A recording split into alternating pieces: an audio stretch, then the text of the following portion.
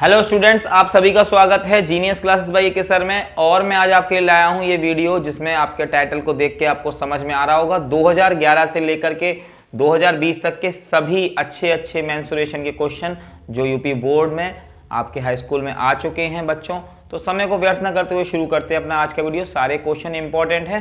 फॉर्मूले यहाँ पर मैं नहीं दे रहा हूँ, लेकिन फॉर्मूलों का PDF में आपको लिंक में दे दूंगा और आप सभी बच्चे इन फॉर्मूलों को एक एक सवाल के हिसाब से पढ़ेंगे। पहले हम स्टार्ट करते हैं 1 नंबर वाले क्वेश्चन से। जैसा कि आपकी स्क्रीन पर क्वेश्चन लिखा है, एक बेलन और शंकु की ऊंचाइयां बराबर हैं और उनके आधार की त्रिज्याएं बराबर हैं, तो उनके आयतनों का अनुपात ज्ञात कीजिए। देखिएगा बच्चों, सवाल बहुत सिंपल है, बस आपको आना चाहिए। आधार की त्रिज्याओं का मतलब होता है इनके वृत्त की त्रिज्याएं। मैं आपके सामने पहले इसके डायग्राम बना दे रहा हूं। ये आपका जो बेलन होगा, ठीक है बच्चों, और इसी प्रकार आपका एक शंकु बन जाएगा।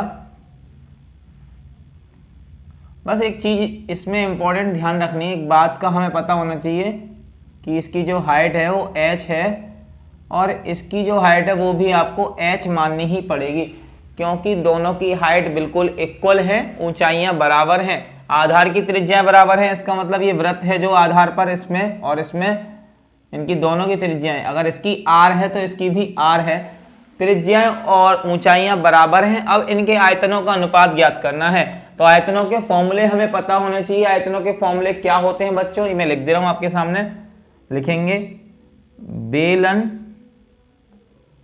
का आयतन अपॉन शंकु का आयतन। प्यारे बच्चों, बेलन का आयतन मैं आपको बता दे रहा हूं, आप याद कर सकते हैं, पाई r² h होता है और शंकु का आयतन 1/3 पाई r² h होता है। तो आप खुद समझ सकते हैं, सिंपल है। यहाँ पर पाई से पाई को कैंसिल करेंगे, r² से r² को और h से h को, यहाँ 1 रह जाएगा, 1/3, ये 3 इसका ऊपर पहुंच जाएगा बच्चों, 3/1, यानी कि इसको हम लिख सकते हैं 3:1। तो ये आ जाएगा आपके आयतनों का अनुपात, यानी कि रेशियो बिटवीन, ठीक है ना, वॉल्यूम्स। अगला क्वेश्चन जो है, एक गोले के आयतन और वक्र पृष्ठ के संख्यात्मक मान बराबर हैं, तो गोले की त्रिज्या बताइए। देखिए, ऐसा गोला जिसका आयतन और वक्र पृष्ठ बिल्कुल इक्वल हो तो उसकी हमें त्रिज्या बतानी है, यहाँ संख्यात्मक मान बताना है इसका, ठीक है ना। देखिएगा प्यारे बच्चों, जो आपका गोला होता है वो कुछ इस प्रकार होता है, ठीक है। गोले की त्रिज्या आपको पता है r मान लेते हैं हम, कैपिटल, ठीक।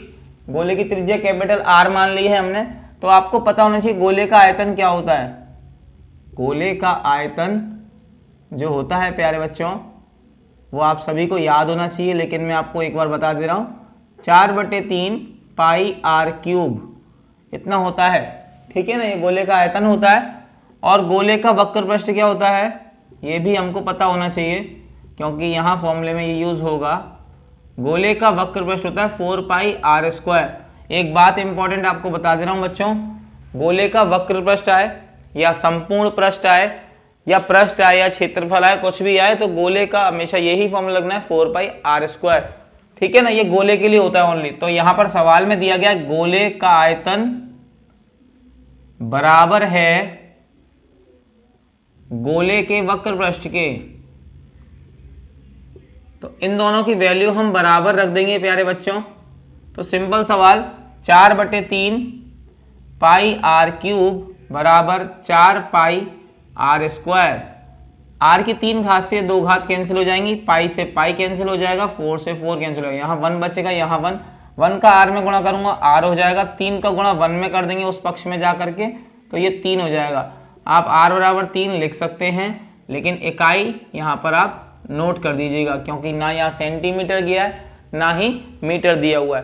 तो ऐसे ही जैसा कि स्टूडेंट आपके सामने एक क्वेश्चन और लिख दिया गया है जो कि बहुत सिंपल है, ये 2 नंबर में आता है बच्चों, बहुत ज्यादा आसान तरीके से इसको कर सकते हैं। लिखा है सवाल में, एक बेलन के आधार की त्रिज्या एवं ऊंचाई क्रमशः 4 सेंटीमीटर और 14 सेंटीमीटर है, तो बेलन का वक्र पृष्ठ ज्ञात कीजिए। देखिए, बेलन का वक्र पृष्ठ जानने से पहले थोड़ा बेलन को जान लेते हैं। ये है एक बेलन है, मार्कर है आपके सामने, तो ये इसका ये घुमावदार वाला जो पृष्ठ होता है इसे वक्र पृष्ठ कहते हैं, और ये इधर की तरफ होता है इसका वृत्तीय पृष्ठ या समतल पृष्ठ कह सकते हैं, ये दो होते हैं। तो 2 वृत्त होते हैं और एक वक्र पृष्ठ होता है, टोटल मिला के संपूर्ण पृष्ठ बनता है। लेकिन सवाल में पूछ रहा है वक्र पृष्ठ बताइए, तो वक्र पृष्ठ पता लगाने से पहले हमें सवाल में दिया गया है ऊंचाई और त्रिज्या। ऊंचाई दी गई है 14 सेंटीमीटर, त्रिज्या दी गई है 4 सेंटीमीटर, ठीक है ना। मैंने पहले से ही आपके सामने ये बेलन बना दिया। तो बेलन का वक्र पृष्ठ, इसका फॉर्मूला हम याद कर लेंगे इस सवाल के साथ। बेलन का वक्र पृष्ठ होता है प्यारे बच्चों 2 पाई आर एच, ठीक है, 2 पाई आर एच। 2 पाई की जगह पर 22/7 आपको याद कर लेना है, वैसे दिया जाता है। आर की जगह पर हो जाएगा 4 और एच की जगह पर 14, ये कट जाएगा 2 बार। 4 का 2 में 8 और 2 में 16, 22 का 16 में आप मल्टीप्लाई कर लेंगे तो आपका 352 आ जाएगा। 352 सेंटीमीटर स्क्वायर आपका ये आंसर हो जाएगा। सेंटीमीटर स्क्वायर लगाना मत भूलना, कोई भी पृष्ठ का सवाल हो उसमें स्क्वायर। जैसा कि आपके सामने एक शंकु का क्वेश्चन है बच्चों, ये भी 2 नंबर का आ चुका है सवाल। देखिएगा, सिंपल है। यदि किसी लंबवृत्तीय शंकु की ऊंचाई 3 सेंटीमीटर और उसके आधार की त्रिज्या जो है वो 4 सेंटीमीटर है, तो इसका आयतन ज्ञात कीजिए। बहुत सिंपल सवाल है, सूत्र पर बना हुआ सवाल है। बस आपको एक शंकु बना लेना है। शंकु कैसा होता है मैं आपको समझा देता हूँ, ठीक है ना। तो इसकी आपको चौड़ाई थोड़ी ज़्यादा दिखानी है, जो कि इसकी त्रिज्या है, ठीक। इसकी ऊंचाई थोड़ी कम है, वैसे आप सीधा बना सकते हैं चित्र। तो इसकी ऊंचाई जो है बच्चों वो है 3 और त्रिज्या थोड़ी ज़्यादा है, आप ज़्यादा दिखा सकते हैं, यहाँ ज़्यादा नहीं दिख रही है। ये 4 है त्रिज्या, r बराबर 4 है और h बराबर 3 है, ठीक है, इतना है। तो आप समझ सकते हैं शंकु का आयतन क्या होता है। शंकु के आयतन का फॉर्मूला आपको पता होना चाहिए, मैं आपको याद करा देता हूँ ये भी।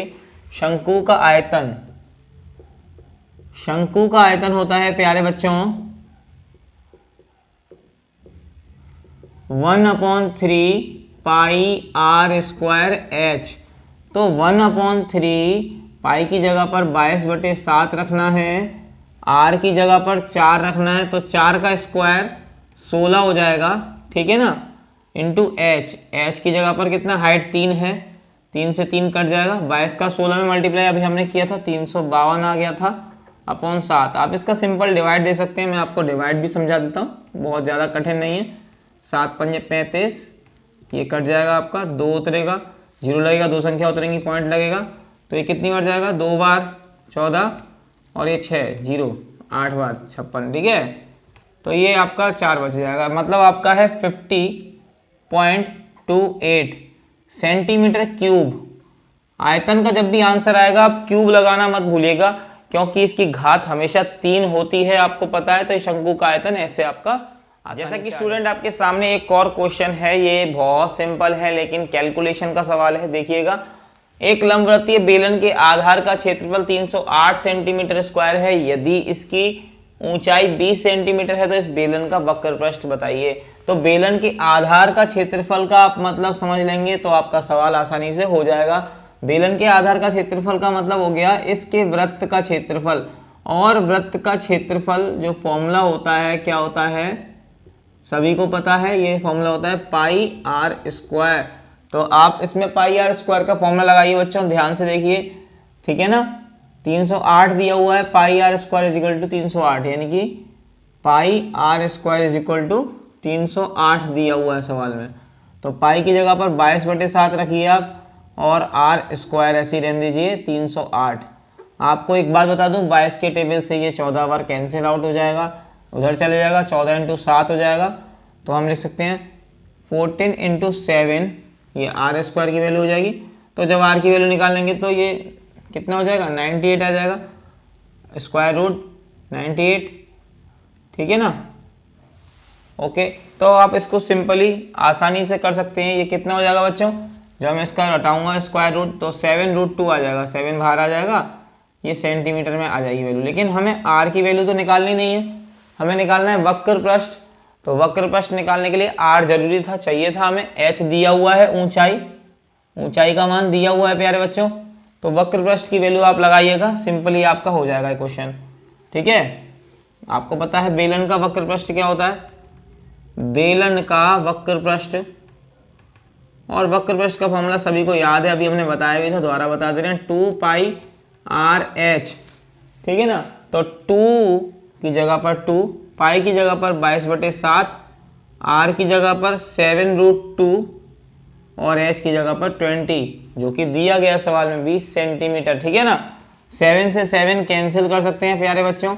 22 का 2 में मल्टीप्लाई करा, 44 हो गया, 2 में किया, 88 हो गया, 880 आ जाएगा और √2 और आ जाएगा। चाहे तो आप इसका मल्टीप्लाई करके कर सकते हैं या यहीं पर ही आप आंसर सेंटीमीटर स्क्वायर में लिख कर आ सकते हैं। ये भी आपका, जैसा कि स्टूडेंट आपके सामने एक सिंपल क्वेश्चन और है जो कि कैलकुलेशन वाला क्वेश्चन है। डरना नहीं है, घबराना नहीं है। देखिएगा, एक लंबवतीय शंकु के आयतन व आधार की त्रिज्या क्रमशः 9240 सेंटीमीटर क्यूब तथा 21 सेंटीमीटर है। शंकु की तिर्यक ऊंचाई ज्ञात कीजिए। तिर्यक ऊंचाई निकालनी है। पहले मैं आपको शंकु बना करके बता दे रहा हूँ शंकु कैसा होता है, फिर से याद दिला देते हैं आपको।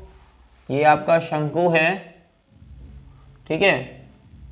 तो शंकु में आपको क्या क्या दिया गया प्यारे बच्चों, ये हाइट पता लगानी है पहले तो। सबसे पहले तो आपको क्या दिया गया है, आर, त्रिज्या दी गई है 21 सेंटीमीटर, तिर्यक ऊंचाई इसे कहते हैं एल को।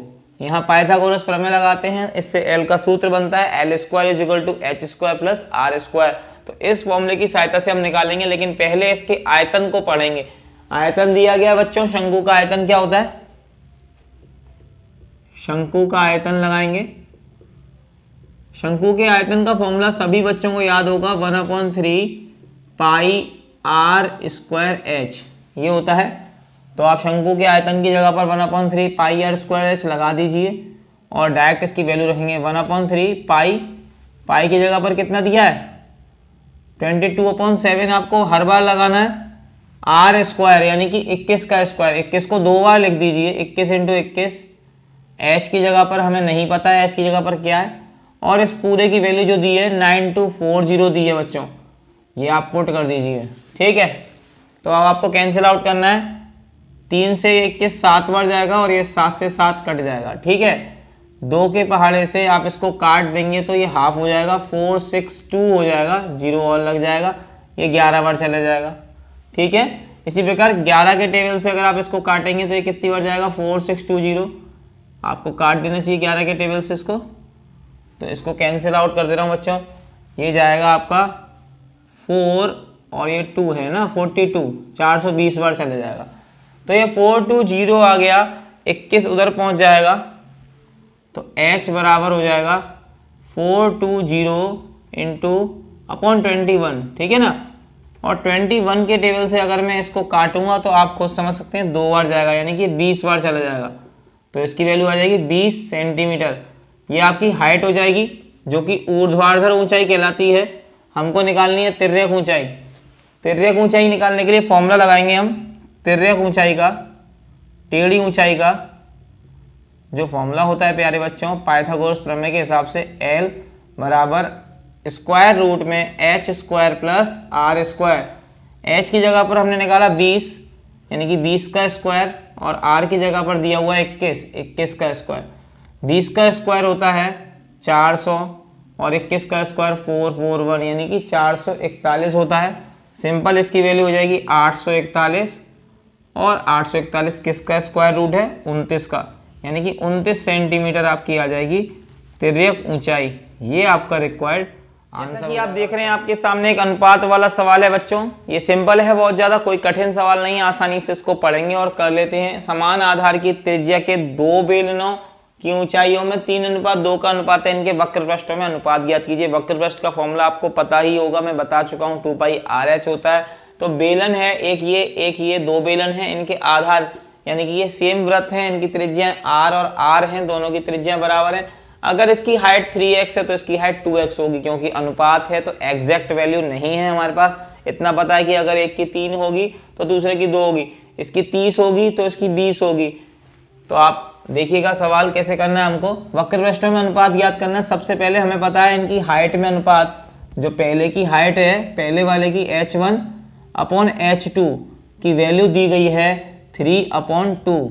यहाँ से मैंने नोट कर दी। समान आधार की त्रिज्याएं, इसका मतलब इनके r जो हैं बिल्कुल बराबर हैं, या कह सकते हैं r1 का मान r2 के बराबर है बच्चों, और इनकी वैल्यू हम r लिख ले रहे हैं।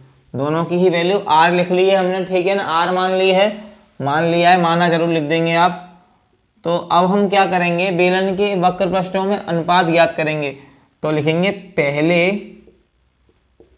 बेलन का वक्र पृष्ठ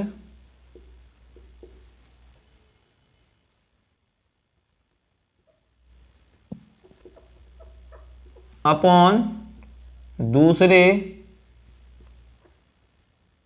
बेलन का वक्र पृष्ठ। तो दोनों बेलनों का वक्र पृष्ठ करेंगे तो फॉर्मूला क्या होता है, 2πr/h। 1 लगाना है लेकिन r में नहीं लगाएंगे, h में लगा देंगे। यहाँ पर भी हो जाएगा 2πr/h, तो यहाँ पर h2 हो जाएगा। ठीक है ना, r की वैल्यू चेंज क्यों नहीं करी है, क्योंकि h तो अलग है और r की वैल्यू चेंज इसलिए नहीं करी क्योंकि r समान है। ठीक है ना, 2 से 2 गया, पाई से पाई गया, r से r गया, बचा h1/h2। इसकी वैल्यू दे रखी है 3/2।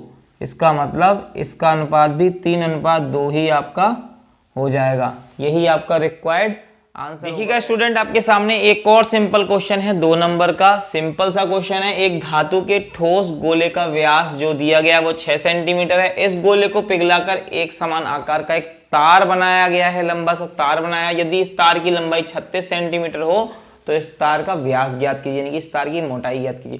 पहले समझिए, जब किसी चीज को पिघलाया जाता है तो क्या होता है, पहले वाले का आयतन दूसरे वाले के आयतन के ठीक बराबर होता है। तो पहले मैं आपको समझा दूं कि हुआ क्या है चित्र में। तो जैसे एक गोला है, इस गोले का व्यास कितना है, 6 सेंटीमीटर है। ठीक है, व्यास अगर 6 सेंटीमीटर है तो इसकी त्रिज्या जो होगी, पहले लिख दे रहा हूं, व्यास बराबर होता है 2 गुणा त्रिज्या। ये आप सभी को पता है, व्यास की वैल्यू 6 दी गई है, त्रिज्या को हम r मान ले रहे हैं तो ये कट जाएगा, 3 हो जाएगा, इसकी त्रिज्या हो जाएगी 3 सेंटीमीटर। ठीक है, इस गोले को पिघलाया गया और एक बहुत लंबा सा तार बनाया गया। इस तार को मैं जूम करके दिखा रहा हूं आपके सामने बच्चों। ठीक है, ये तार आपका ऐसे करके बन गया। इसकी जो हाइट है वो दी गई है 36 सेंटीमीटर है। तार की लंबाई ही हाइट होती है और तार जो होता है वो एक बेलन होता है। ये मैं आपको बता दूं, तार जो होता है वो हमेशा एक बेलन होता है। ठीक है, इस तार का व्यास ज्ञात करना है, यानी कि अगर हम इसकी त्रिज्या निकाल लेंगे तो हम इसका व्यास भी निकाल लेंगे, क्योंकि त्रिज्या का ठीक डबल व्यास हो जाता है। तो अब आप क्या करेंगे, इस ठोस गोले का आयतन बराबर आप लिख सकते हैं उसके आयतन के बराबर, किसके, तार के आयतन के बराबर, यानी कि बेलन के आयतन के बराबर। तो आप पहले इसका ठोस गोले का आयतन निकालेंगे। गोले का आयतन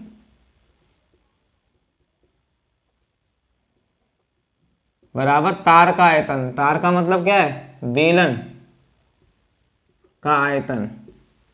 ठीक है ना, बेलन की त्रिज्या आप मान लीजिए स्मॉल r है, मान लिया।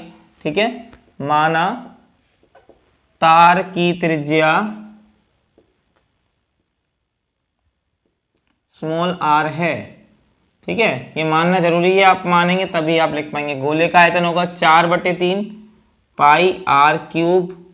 इसका हो जाएगा, तार है, एक बेलन है, बेलन का आयतन πr² होता है, r²h। h की जगह पर आप अभी रखेंगे, चलिए अभी h रख दे रहा हूँ। 4/3 पाई से पाई कैंसिल हो गया, r का क्यूब यानी कि 3⁻3। ठीक है, या लिख सकते हैं 3⁻3 लिख दे रहे हैं। पहले r² की वैल्यू निकालनी है, इसकी जगह पर दिया 36। ठीक है, तो 3⁻3 से एक घात कट जाएगी, 3 की घात कितनी रहेगी, 2 रह जाएगी। 3⁻2 का मतलब होता है 9। 4 गुणा 9 बराबर r² × 36। ठीक है बच्चों, और आप खुद जानते हैं ये 4 नाम 36 हो जाएगा, ये पूरा का पूरा कट जाएगा, यहाँ 1 बचेगा। r² बराबर 1 आ जाएगा तो r बराबर भी 1 हो जाएगा। r यानी कि त्रिज्या आ गई आपकी 1 सेंटीमीटर। यहाँ पूछ रहा है इस तार का व्यास ज्ञात कीजिए, तो तार का व्यास त्रिज्या का ठीक डबल हो जाएगा, यानी कि 2r हो जाएगा। 2r बराबर हो जाएगा 2, तो 2 सेंटीमीटर आपका रिक्वायर्ड आंसर आ जाएगा बच्चों। ये सिंपल क्वेश्चन आपके, जैसा कि स्टूडेंट आपके सामने एक क्वेश्चन है जो कि बहुत ज़्यादा इंपॉर्टेंट है, बहुत बार पेपर में पूछा गया है और ये बार बार आता है, इसलिए इसको समझ लेंगे ठीक से। एक लोहे के 24 सेंटीमीटर लंबे पाइप की बाहरी और आंतरिक त्रिज्याएं क्रमशः 8 सेंटीमीटर और 6 सेंटीमीटर हैं।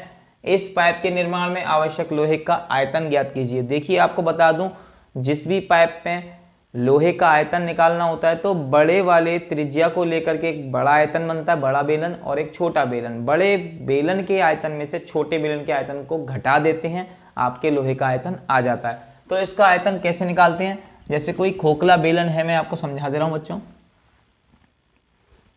एक बेलन के अंदर 2 त्रिज्याएं पाई जाती हैं, ऐसे बेलन में,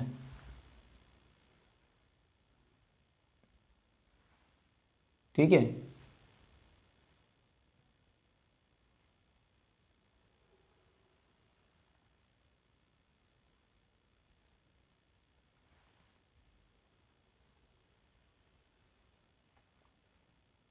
तो ये 2 त्रिज्याएं जो होती हैं, पहली वाली को अगर आप रखेंगे, ये दी गई है 6 सेंटीमीटर, छोटी वाली है। बड़ी वाली जो दी गई है वो दी गई है 8 सेंटीमीटर। बड़े वाले को बड़े आर से दिखाते हैं 8 सेंटीमीटर, छोटे वाले को छोटे आर से दिखाते हैं 6 सेंटीमीटर, ठीक है बच्चों। और एक बात बता दूं, इनकी लंबाइयां जो होती हैं, ऊंचाई होती है जो दी गई है आपको 24 सेंटीमीटर। तो 24 सेंटीमीटर इसकी हाइट हो जाएगी दोनों ही बेलनों की, ठीक है ना, मतलब आंतरिक बेलन और बाहर के बेलन की, दोनों ही बेलनों की जो हाइट होगी आपकी वो 24 सेंटीमीटर, यानी कि इस पाइप की लंबाई के बराबर होगी। और हमको निकालना लोहे का आयतन। तो इसमें लगे लोहे का आयतन निकालने का तरीका ये होगा, सिंपल सा तरीका है बच्चों। लोहे का आयतन निकालना है तो आप क्या करेंगे, पहले बड़े वाले का आयतन यानी कि पाई आर स्क्वायर एच, फिर छोटे वाले का आयतन minus pi r square h. तो आप एक काम करें, पाई और एच कॉमन लेंगे, बचेगा क्या, r square minus r square. Pi की जगह पर 22/7 आप रख सकते हैं, एच की जगह पर दिया गया 24, और आर का मतलब बड़े आर का स्क्वायर यानी कि 8 का स्क्वायर, और छोटे आर का स्क्वायर यानी कि 6 का स्क्वायर। 22/7 ऐसे ही लिखेंगे, इंटू 24, 8 का स्क्वायर 64 होता है, इसका स्क्वायर 36 होता है, ठीक है ना। तो 64 में से 36 आपको घटा देना है बच्चों, ये आ जाएगा 28। तो इसको आप काट देंगे, ये 4 बार कटेगा, 22 का 4 में करा तो हो जाएगा 88 इंटू 24, इसका मल्टीप्लाई करेंगे तो 2112 सेंटीमीटर क्यूब लगाना मत भूलना। ये इतना ही आपका लोहा लगेगा, ये होगा। आप देख रहे हैं आपके सामने एक और सिंपल क्वेश्चन है, बहुत ज़्यादा सिंपल है ये भी।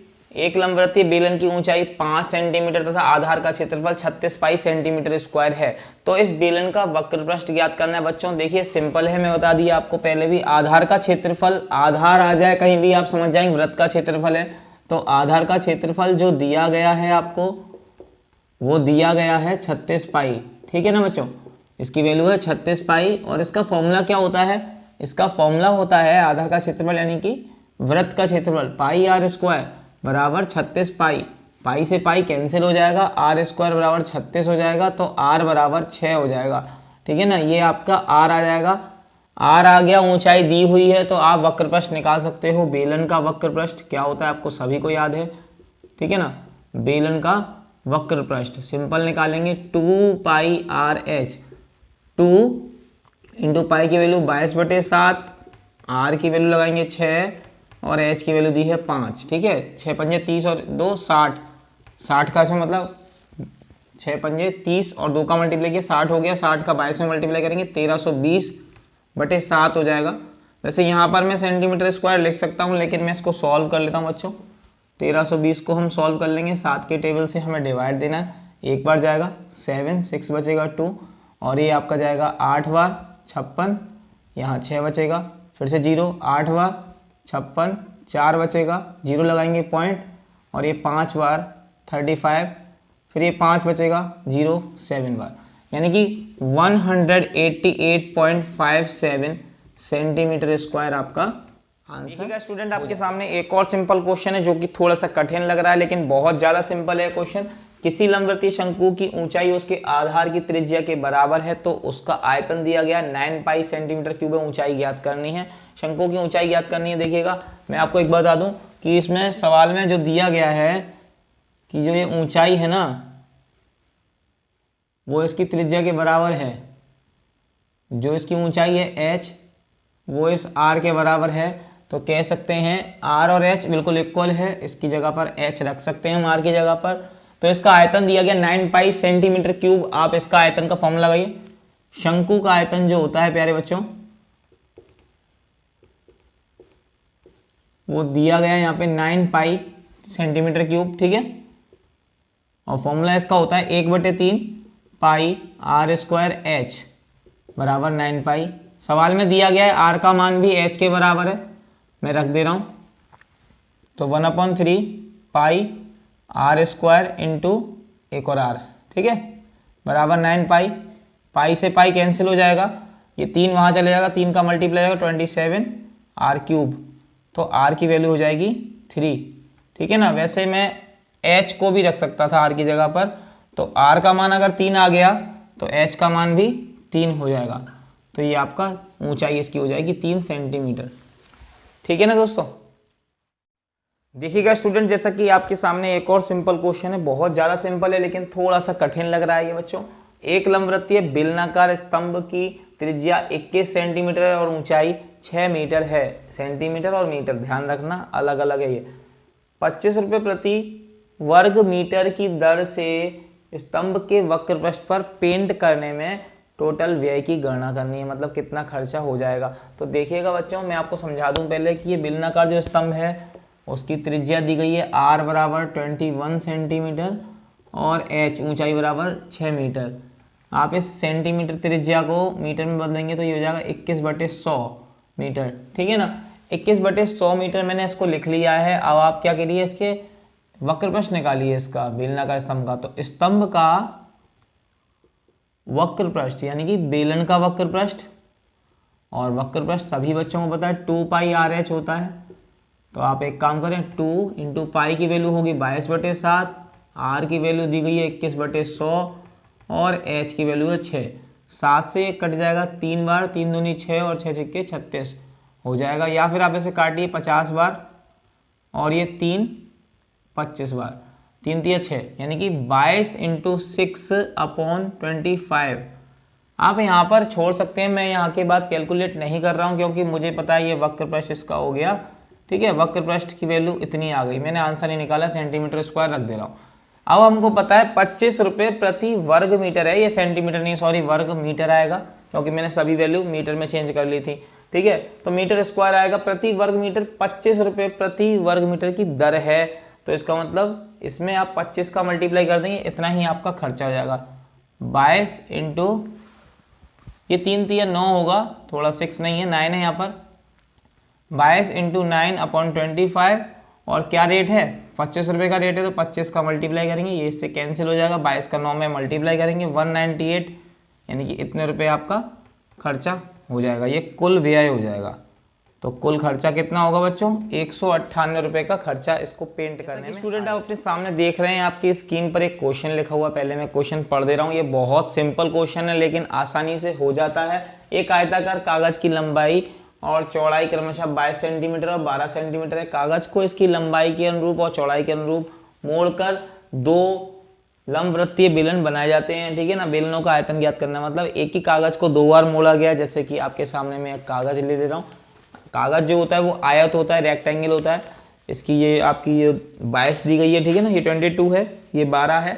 तो एक बार तो इसको आप ऐसे मोड़ेंगे इस तरीके से, जब इस तरीके से मोड़ेंगे तो आप खुद समझ लीजिए कि जो इसकी ये 22 होगी वो ये हाइट हो जाएगी। देखिए मैंने दिखाया है चित्र में, ये 22 होगी वो हाइट हो जाएगी। और ये जो नीचे होगा वृत्त आधार, इसकी जो टोटल लेंथ होगी ये कितनी होगी 12, यानी कि इसकी जो टोटल लेंथ होती है उसको बोलते हैं परिधि। इसकी परिमाप, ये इसकी परिधि हो जाएगी 12 और इसकी हाइट हो जाएगी 22। इसी प्रकार जस्ट अपोजिट अगर हम इसको ऐसे ना मोड़ करके इस तरीके से मोड़ेंगे तो जो इसकी हाइट होगी वो हो जाएगी 12, ठीक है। इसमें इसकी हाइट 12 हो जाएगी और इसकी परिधि 22 सेंटीमीटर रहेगी। अब इसे हम सॉल्व करते हैं, इसका आयतन निकाल ले रहे हैं बच्चों। देखिए बहुत ज़्यादा सिंपल है ये सवाल, कोई कठिन नहीं है। इसके आयतनों का अंतर निकालना है तो आप पहले है ना लिखेंगे, पहले बेलन का आयतन। तो पहले वाला बेलन हमने जिसे माना है उसका आयतन निकाल ले रहे हैं, इसको माना है, ठीक है। पहला बेलन ये है आपका, दूसरा ये है, मतलब एक ही कागज को 2 बार मोड़ करके बेलन बनाया। तो इसका आयतन निकालने के लिए सबसे पहले हम क्या करेंगे, इसकी परिधि दी है, ठीक है। आधार की परिधि जो दी है वो कितनी दी है, इसमें 12 सेंटीमीटर है, ठीक है। क्योंकि इसकी चौड़ाई है 12 है, वो परिधि बन जाएगी। इसका फॉर्मूला होता है 2 पाई आर, तो 2 पाई आर की वैल्यू 12, ये कट जाएगा 6 बार, तो आर का मान आ जाएगा 6/पाई। आर का मान 6/पाई आ गया है, तो अब आप क्या करेंगे, सिंपली इसका आयतन निकालेंगे, पहले बेलन का आयतन।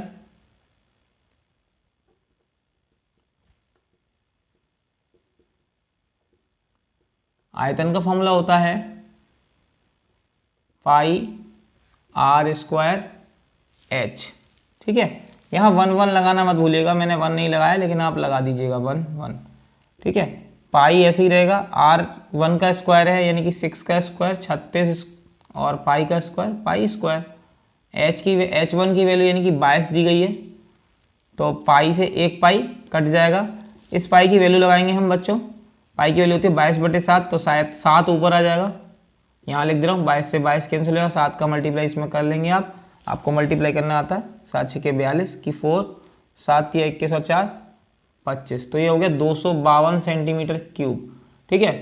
पहले वाले बेलन का आयतन इतना आ गया, ये सिंपल था। दूसरे बेलन का आयतन हम निकाल लेंगे, तो दूसरे बेलन का आयतन निकालने से पहले हमें क्या पता होना चाहिए कि दूसरे बेलन के जो दिया गया क्या क्या दिया गया है, ठीक है। दूसरे बेलन के लिए चलिए, दूसरे बेलन के लिए चलेंगे, तो क्या दिया गया है यहाँ पर। यहाँ इसकी हाइट है 12 और इसकी परिधि है, आधार की परिधि कितनी है इस बार परिधि है इसकी 22 सेंटीमीटर, ठीक है। 22 सेंटीमीटर इसकी परिधि दी गई है आपको, तो परिधि होती है 2 पाई r2 लिख देंगे यहाँ पे बराबर 22, ये कैंसिल आउट हो जाएगा 11 बार, r2 का मान हो जाएगा 11/पाई, ठीक है। सेंटीमीटर भी लिख सकते हैं आप, तो 11/पाई इसका मान आ गया। अब आपको क्या निकालना है, इसका आयतन, दूसरे बेलन का आयतन निकालेंगे। दूसरे बेलन का आयतन, तो बेलन का आयतन आपको पता ही है क्या होता है, वही वाला फॉर्मूला फिर से, πr² h, यहाँ 2 लग जाएगा बस, ठीक है। पाई की जगह पर पाई रहने दीजिए अभी, और r2 की जगह पर आ जाएगा 11/पाई का स्क्वायर, 11 का स्क्वायर होता है 121, या मैं अभी 11 × 11 ही लिख दे रहा हूँ, और पाई का स्क्वायर, ठीक है। और h2 की जगह पर क्या आ रहा है 12, ठीक है। अभी हम इसको सॉल्व नहीं करेंगे, पाई से पाई को कैंसिल आउट कर देंगे, और मैं इधर कर दे रहा हूँ, तो आपका क्या हो जाएगा, आयतन बराबर, दूसरा वाला आयतन है इसलिए V2 लिख दे रहा हूँ मैं इसे, दूसरे वाले आयतन को हमने V2 लिख दिया बच्चों, तो V2 बराबर हो जाएगा आपका, ये पाई का मान रखता हूँ 11 × 11, पाई का मान 22/7, 7 ऊपर आ जाएगा, ठीक है। ये 11 के टेबल से 2 बार जाएगा, ये 6 बार चले जाएगा, 6 7 42 हो जाएगा। 42 का 11 में मल्टीप्लाई कर लेंगे, 11 × 42, तो हो जाएगा 462 सेंटीमीटर क्यूब। पहले वाले में आया 252, ये V2 का मान आया, V1 का मान इतना आया। आपको दिख रहा है किसका आयतन बड़ा है, पहले वाले आयतन कम है, दूसरे वाला आयतन ज़्यादा है, तो दूसरे वाले आयतन में से पहला वाला आयतन घटा दीजिए, अंतर आ जाएगा आपका। सवाल में बेलनों के आयतन का अंतर पूछा था, अंतर निकाल देंगे, तो V2 - V1 हो जाएगा। V2 में से V1 घटाइए, 462 में से 252 माइनस कर देंगे, तो आपका आंसर हो जाएगा बच्चों 210 सेंटीमीटर क्यूब। ये आपका रिक्वायर्ड आंसर हो जाएगा। और ये बहुत सिंपल सवाल था, लेकिन क्या है इसमें सारे फॉर्मूले हमें याद हो गए, इसलिए सिंपल लग रहा है। बच्चों अगर आपको ये वीडियो अच्छा लगा हो, ये सारे सवाल ठीक से समझ में आ गए हो, तो ये अपने हाई स्कूल वाले फ्रेंड को जरूर शेयर करें, क्योंकि ये सारे सवाल बोर्ड में आए हुए हैं, और ये अगर हम अच्छे से कर लेते हैं तो हमारा कॉन्फिडेंस बहुत बढ़ जाएगा। आप अच्छे से इन सभी सवालों करिए। मैं जल्दी इसका दूसरा पार्ट लाऊंगा, जिसमें 4 नंबर और 6 नंबर वाले सवाल दूंगा। आज मैंने आपको 2 नंबर वाले सभी सवाल लगभग करा दिए।